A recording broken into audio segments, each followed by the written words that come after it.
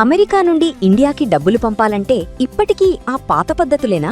అందుకే వచ్చేసింది మైపర్సు. Download now.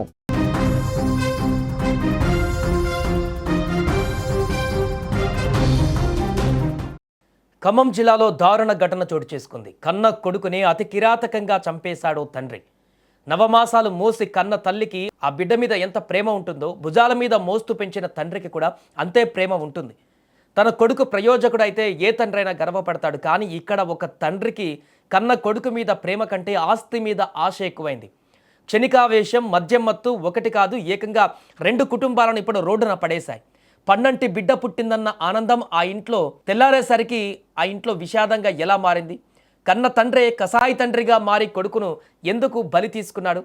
Telangana రాష్ట్రం ఖమ్మం జిల్లాలో జరిగినటువంటి దారుణమైనటువంటి క్రైమ్ స్టోరీ వెనుక అసలు ఏం జరిగిందో పూర్తి వివరాలు ఇప్పుడు తెలుసుకుందాం. ఖమ్మం జిల్లా కల్లూరు పట్టణంలోని అంబేద్కర్ నగర్, అక్కడే కొత్తపల్లి సీతారాములు అనే వ్యక్తి తన కుటుంబంతో నివాసం ఉంటున్నాడు. సీతారాములు వృత్తిరీత్యా ఆటో డ్రైవర్. ఆయనకు 35 ఏళ్ల కిరణ్ కుమార్ అనేటువంటి ఒక కొడుకు కూడా ఉన్నాడు. కిరణ్ కుమార్ పెయింటర్గా పనిచేస్తూ తను కూడా పెళ్లి చేసుకున్నాడు, పిల్లలున్నారు, కుటుంబాన్ని పోషించుకుంటున్నారు. కిరణ్కు భార్య విజయజ్యోతి, 2 చిన్నపిల్లలున్నారు. అంతా సాఫీగా సాగిపోతున్న వీరి జీవితంలోకి ఇల్లు రూపంలో ఒక పెద్ద సమస్య వచ్చి పడింది. తాముంటున్న ఇంటిని అమ్మేయాలని తండ్రి సీతారాములు గత 3 నెలలుగా పట్టుబడుతున్నాడు. కానీ ఉన్న ఒక్క ఇంటిని అమ్మేస్తే రోడ్డున పడతామని కొడుకు కిరణ్ కుమార్, మిగతా కుటుంబ సభ్యులు తీవ్రంగా వ్యతిరేకిస్తున్నారు తనని. ఈ ఒక్క కారణం వల్ల గత 3 నెలలుగా ఆ ఇంట్లో తండ్రి కొడుకుల మధ్య రోజు గొడవలు జరుగుతూనే ఉన్నాయి. సరిగ్గా శుక్రవారం రోజు సీతారాములు కూతురు అంటే కిరణ్ కుమార్ చెల్లెలు ఝాన్సీ రాణి కల్లూరు ప్రభుత్వ ఆసుపత్రిలో ఒక పన్నంటి ఆడబిడ్డకు జన్మనిచ్చింది. మేనకోడలు పుట్టిందన్న వార్త విని ఆ కుటుంబం అంతా కూడా సంతోషంగా మునిగిపోయింది. డెలివరీ అయినటువంటి ఝాన్సీ రాణికి తోడుగా ఉండడం కోసం కిరణ్ కుమార్ తల్లి అంటే ఎవరైతే ఇప్పుడు చంపాడో ఆ తండ్రికి భార్య, అలాగే కిరణ్ కుమార్ చనిపోయినటువంటి కిరణ్ కుమార్ అతని భార్య విజయజ్యోతి కూడా పిల్లల్ని తీసుకొని అంతా వీరు శుక్రవారం హాస్పిటల్కి వెళ్ళారు. అక్కడ పుట్టినటువంటి బిడ్డను చూడడానికి. ఇంట్లో కేవలం తండ్రి సీతారాములు, అదేవిధంగా ఆయన కొడుకు కిరణ్ కుమార్ మాత్రమే ఉన్నారు. మిగతా ఆడవాళ్ళంతా అక్కడ హాస్పిటల్కి వెళ్ళారు.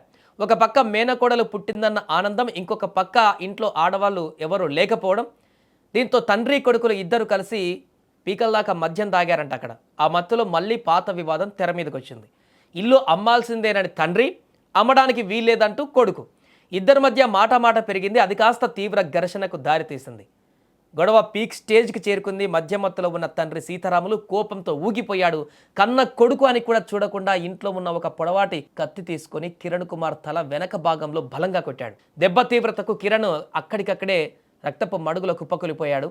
అర్ధరాత్రి ఇంట్లో నుంచి వస్తున్న అరుపులు విన్న ఇరుగు పొరుగు వారు భయపడి అక్కడికి వచ్చారు. వెంటనే హాస్పిటల్లో ఉన్నటువంటి కిరణ్ భార్య విజయజ్యోతికి ఫోన్ చేసి చెప్పారు, ఇంట్లో గొడవ అయింది సో అండ్ సో అని. సో గుండెలో బాదుకుంటూ ఇంటికి పరిగెత్తుకు వచ్చినటువంటి ఆ ఇళ్లలో రక్తపు మడుగులు పడి ఉన్న భర్తను చూసి కుప్పకూలిపోయింది. స్థానికుల సహాయంతో వెంటనే కల్లూరు ప్రభుత్వ ఆసుపత్రికి కిరణ్ను తరలించారు. పరిస్థితి విషమంగా ఉండడంతో మెరుగైన వైద్యం ఈసీజీ కోసం పెనుబల్లి ఆసుపత్రికి తరలించారు. కానీ అప్పటికే జరగకూడని ఘోరం జరిగిపోయింది. కిరణ్ కుమార్ చనిపోయినట్లుగా వైద్యులు ధృవీకరించారు. కొడుకు చనిపోయాడని తెలిసిన వెంటనే ఆ కసాయి తండ్రి సీతారాములు తన ఆటో వేసుకొని అక్కడి నుంచి పారిపోయాడు.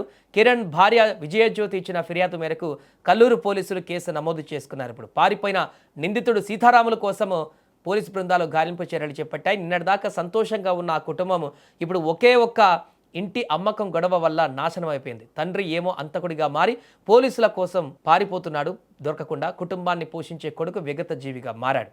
2 పసిపిల్లలతో ఆ తల్లి ఇప్పుడు ఒంటరిదైపోయింది. క్షణికావేశం, మద్యమత్తు మనుషుల విచక్షణను ఎలా కోల్పోయేలా చేస్తుందో చెప్పడానికి ఈ ఘటన ఒక ఉదాహరణ.